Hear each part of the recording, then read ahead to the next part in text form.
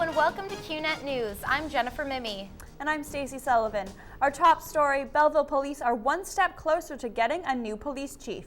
But first, let's check in with Sebastian Perth with an early look at weather. Thanks, Stacey. Well, it's going to get a lot cooler over the next few days, but hey, no snow in the forecast.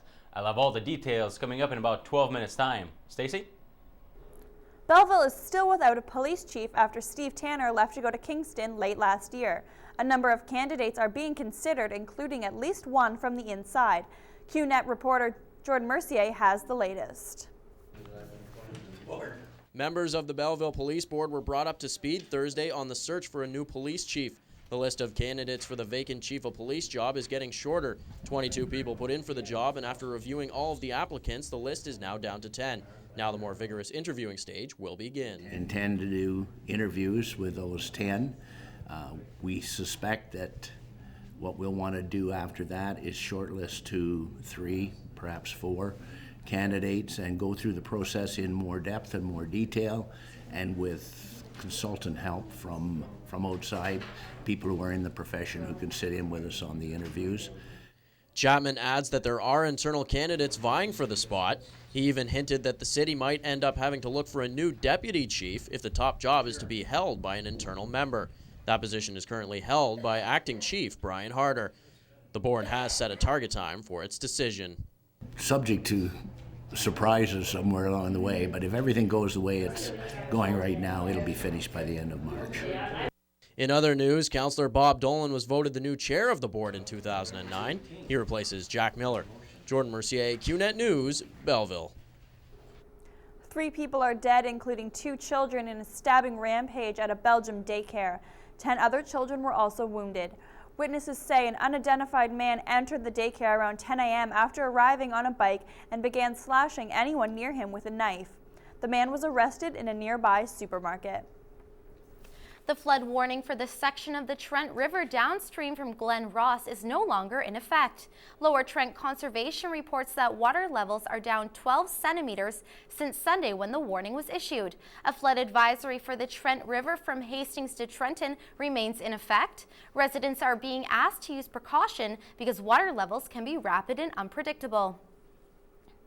Some good news to report on now.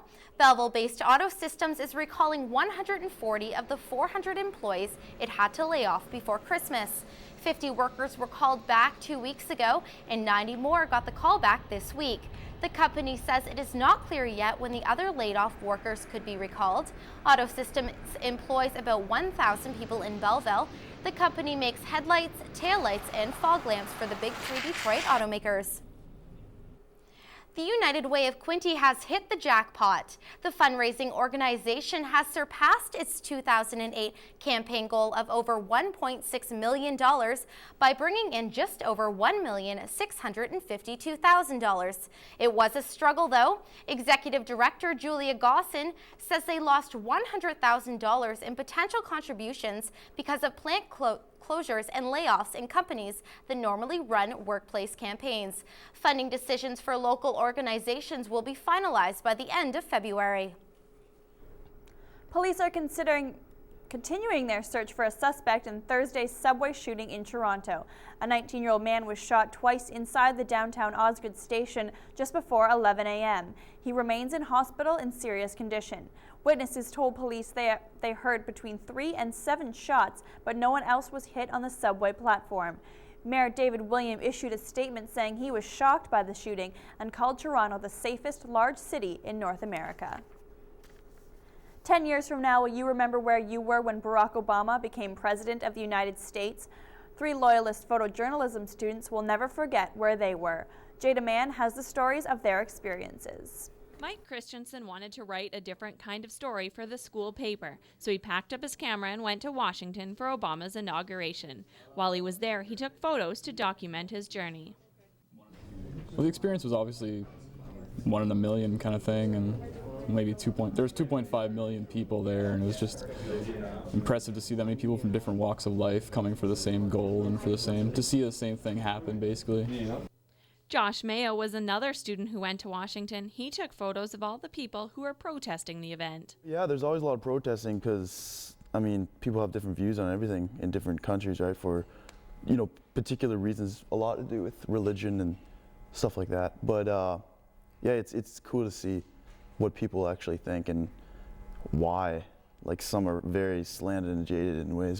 Ryan Noakes wanted to be a part of history and to see how it would affect not only the Americans, but the whole world. Okay, I guess my experience was, I don't know, something like I hadn't felt before, the energy of like a society coming together for a really good cause in that Barack Obama, being elected in. It was something really, really unique and something that I hadn't experienced before. Even without the photos, these three men will have memories to last a lifetime. Jada Mann, QNet News, Belleville. All of the economic numbers are down, but one of them is a good thing. Statistics Canada reports the inflation rate was down to 1.2% in December. Gasoline prices alone were down 25%, the biggest drop since the number crunchers began keeping records. And Ottawa is brushing aside suggestions the huge deficit the country is facing will have a crippling long-term impact. A senior government official says the shortfall will hit $64 billion between now and 2011. There may be some movement in the York University strike. The union has made a counteroffer to the school as both sides prepare to resume bargaining. About 3,300 contract staff and others walked off the job on November 6th. Big holes are showing up in the Do Not Call list. A report in the Globe and Mail says scam artists are using the registry to find potential marks. It was originally created for people to avoid calls from telemarketers, but the Consumers Association of Canada says it's been inundated with complaints from people who are now getting calls from scammers after placing their numbers on the Do Not Call registry. The Oscar nominations were announced Thursday morning. Frost Nixon, Milk, The Reader, Benjamin Button, and Slumdog Millionaire are all contenders for Best Picture. QNet News hit the halls of Loyalist College to see what film should win. Slumdog Millionaire won at the Golden Globes. It's just a really cool movie. It's just really well done. Everything about the movie is just awesome. Awesome story, well shot, well acted, everything. I would say Frost Nixon, just because it's an interesting point in American history, and for it to be covered as well as it was, and as controversial as the whole time period was, it just makes it like an amazing flick. I think Slumdog Millionaire. It was really good. It was really impacting, and it was just a really cool storyline in the way that everything went along with it and how everything flowed. It was really kind of a new way of doing a movie. I'd have to say Milk with Sean Penn because of the issues that it deals with in San Francisco in that time. Belleville Bulls are sending 5 players to the OHL All-Star Game next month. Sports is next, but first, let's take a look at our money market figures.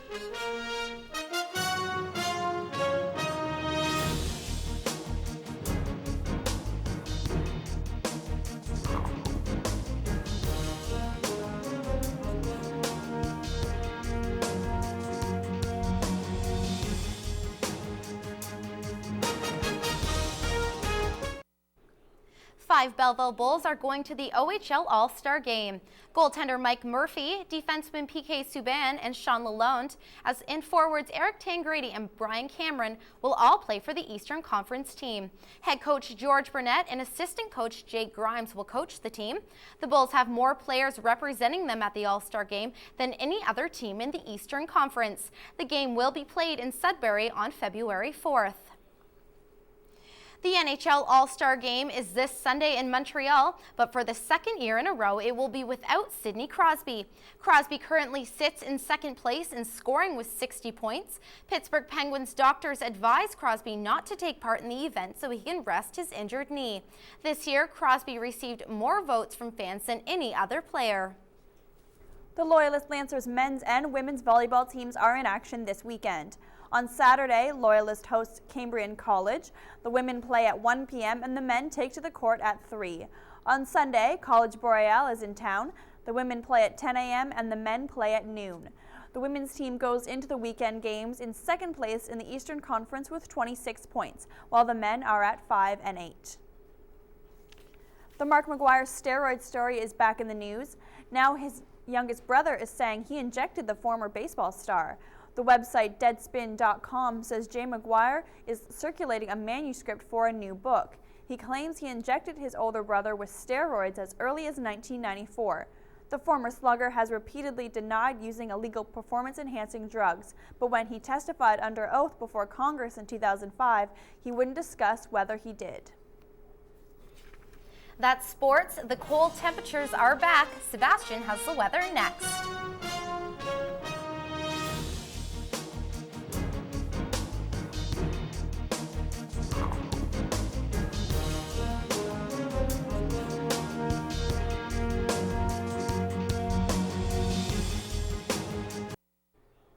Welcome back. Well, it's been a while since we've woken up to above freezing temperatures, but that's exactly what happened today. People are walking around downtown Belleville without the big parkas we all needed last week. The icicles might be melting today, but that won't last very long. The cold temperature will be back tomorrow. I'll have the long-range forecast in a minute, but first, let's take a look at the rest of southern Ontario. A bit hazy today in Windsor, 0 degrees around the freezing point. Moving to Toronto now, and not much different from Windsor, hazy and 0 degree once as well. Getting away from the Great Lakes a bit, Peterborough had partly cloudy sky. Once again, temperature was 0 degree. A lot cooler in eastern Ontario, minus 13 was a temperature with some light snow. The wind gusts made it feel more like minus 22 at some times. Coming back home to the Quinte region, it was 1 degree all over the map and overcast. Looking at the 3-day forecast now, getting a lot cooler overnight, dropping to minus 15 Saturday. Good news though, as the sun will be out for most of the day. Sunday getting a little warmer, minus 10 is the high, but a few more clouds passing through. Monday won't be much different than Sunday, minus 10 and partly cloudy. Now for anyone planning on playing outside this weekend, remember Mom's advice, layers. Back to you, Jennifer. Thanks, Sebastian, for the tip. For Stacey Sullivan and Sebastian Perth, I'm Jennifer Mimmy. Good night from QNet News.